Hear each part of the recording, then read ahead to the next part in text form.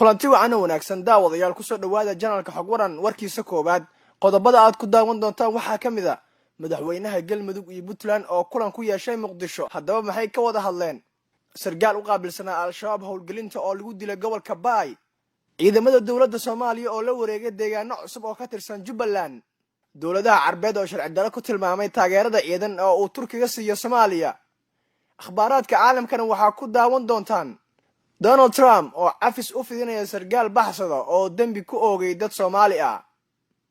qodobadaas iyo qodobo kale ayaa ku daawan doontaan fadlan daawada haddaan ugu cusub tahay nagu soo biir oo subscribe sar gambaleelkana furo aynu ku horeynay madaxweynayaasha Galmudug iyo Puntland ayaa waxay kulan ku yeesheen magaalada Muqdisho caasimadda Soomaaliya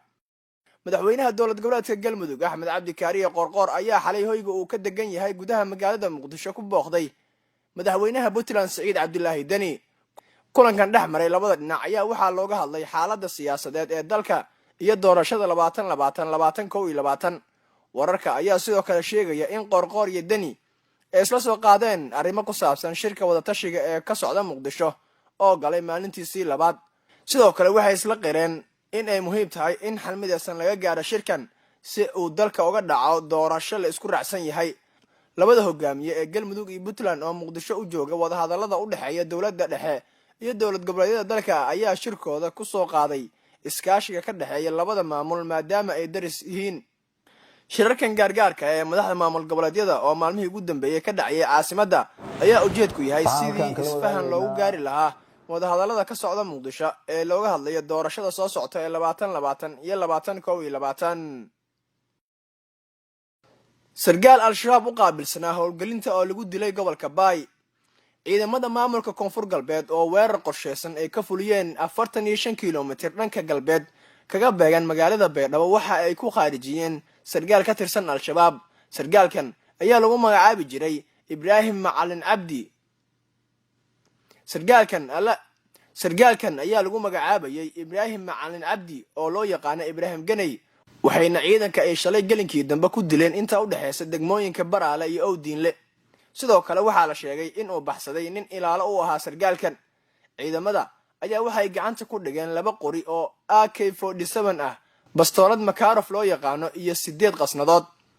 sargaalka la dilay ayaa u qaabilsanaa al-shabaab dhanka howlgelinta dagaalada degmooyinka Baraale iyo Baydhabo al-shabaab ayaa dhowr jeer oo hore weeraro ka fuliyay duleedka magaalada Baydhabo iyo degmooyin ka tirsan gobolka Baay ciidamada dawladda ayaa waxay la wareegeen deegaano cusub oo ka tirsan maamulka Jubbaland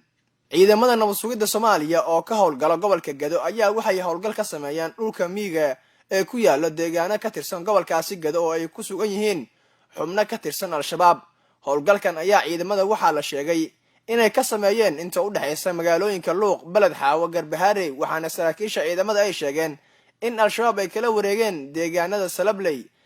Ceelmacow Meekareebay ilaa iyo Bogla marka Golweyn mas'uuliyiinta ka tirsan maamulka gobolka Gado oo howlgalka horkacay ayaa dhankooda waxa ay sheegeen in ciidamada ay weli howlgalka wadaan isla markaana ay ku gaari doonaan deegaano kale oo ka tirsan gobolka Gado ay ku sugan yihiin al-shabaab dawladda Soomaaliya ayaa degmooyin ka tirsan gobolka Gado waxa ay geysay ciidamo fara badan kuwaas oo inta badan gacanta gobolka Gado loo geliyay iyada oo mararka qaar weeraro kala duwan ay kala kulmaan al-shabaab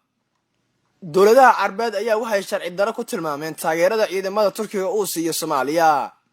dawladaha Carbeed ayaa wada olole ka dhana wadanka Turkiga kaas oo si xoog leh uga soo horjeestay isbahaysiga ay la sameysteen Yuhuudda waxayna markan dood ka keeneen galaangalka uu la yeelanayo wadamada colaadda ka soo kabanaya sida Soomaaliya dawladda uu hogaamiyo madaxweyne Rajab Tayyip Erdogan ayaa ku dadaalaysa inay dib u celiyaan saameyntii ay ku lahaayeen dalalka dibadda waxaana lagu dhaleeceeyay xiriirka weyn ee la sameysatay Soomaaliya Turkiga wuxuu taageero buuxda siiyaa Soomaaliya waliba dhanka militariga oo aad uga taageero taasina waxay keentay in dawladda Jordan ay ku tilmaamto sharci darro wargeyska The Jordan Times oo soo xiganaya sargaal ka tirsan dawladda Jordan ayaa daabacay qoraal laga dheehan karo in lagu baaqay dagaal ka dhana Turkiga oo ay sameeyeen dawladaha Carbeed iyada oo la soo hadal qaaday saldhigyada ay ku leeyihiin Liibiya Suuriya Ciraaq oo 3 wadan oo Carbeed ah isku soo wada duub oo Carabta ayaa heshiis la sameysatay dawladda Israa'iil taas oo hadal hayn badan ka dhex abuurtay wadamada Islaamka halkaa naga daawanaysaan daawadayaal waa janalka xog waran markana akhbaaraadka caalamka.